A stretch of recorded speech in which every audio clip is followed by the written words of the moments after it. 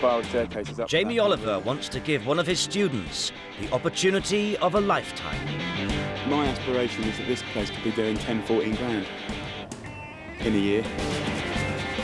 Over the past 5 years, he has been taking unemployed kids without hope, training them to work in kitchens. The fridge is turning over with all this stuff, so what you can... But he has always had a dream that they would one day run their own restaurants. Now the first of them is about to get the chance.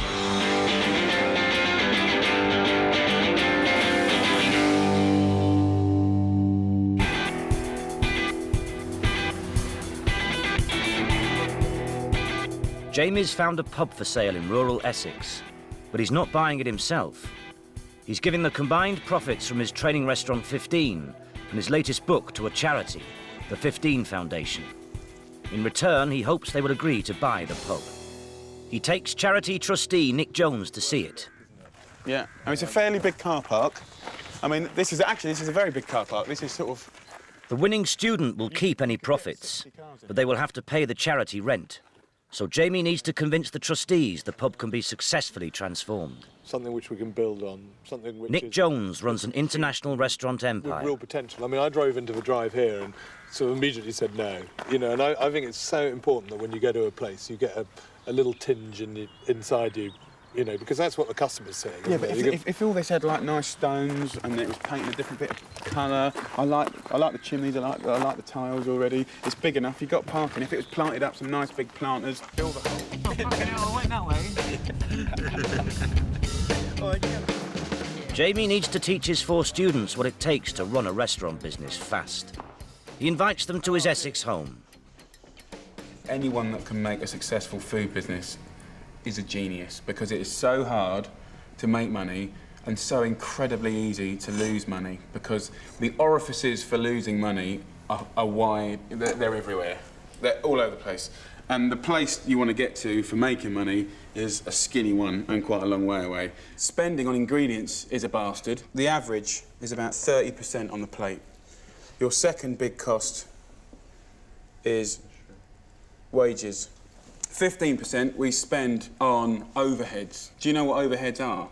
Yeah, just like the lights, electric, and Yeah, gas. just someone not turning off a light, keeping a tap running and stupid stuff like that just build up for no. But it's more ridiculous. I mean, overheads, cling film, tin foil, chef's hats, chef whites. I mean, it goes on and on forever. And then once you've got to that point, 17.5% goes to your VAT man. Your mission is to make sure that what's left in this bowl is significant. Otherwise, you might get left with nothing. So how do you feel about that? Yeah, there's some dinner for you. What I need to do is turn you from an employee into an employer, which is what one of you is going to be in the next 5 to 6 weeks. They will gain experience and be tested in a crash course in the restaurant business. Back in London, the training is about to begin. All right. Can I get a nappy, Nick? Aaron lives with his girlfriend Nikki and their kids in a tiny council flat in West London. Winning the Cock could transform all their lives.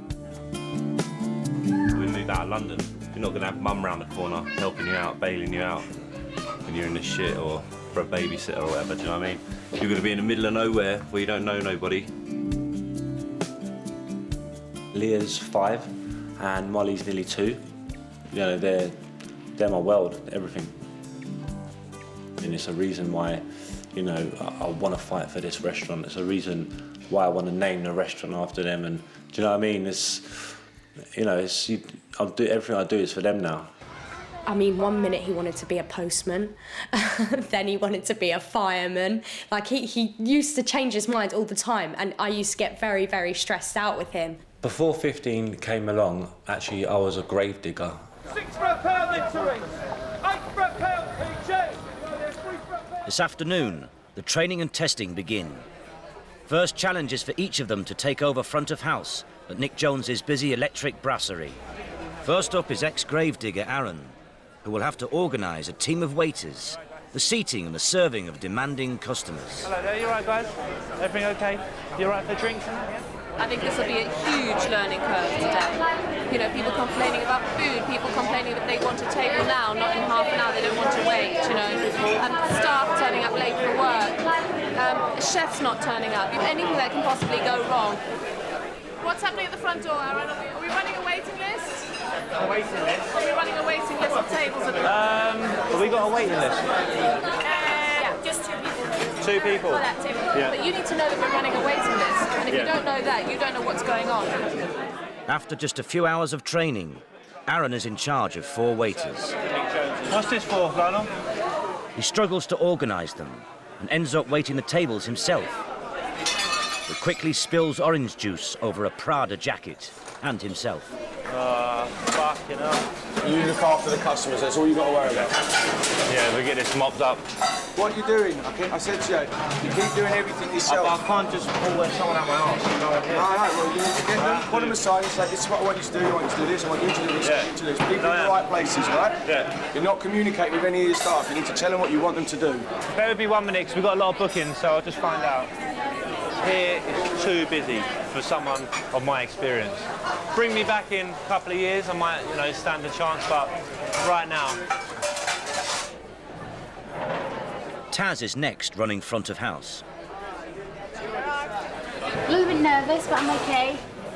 You can't actually comprehend it until you're actually on the floor and see the masses of people coming through.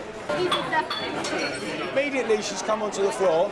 First thing she did, even without telling, she actually made her presence known. She went around to every single table so she could get familiar with what stage the restaurant's at. So she's got an understanding of where we are.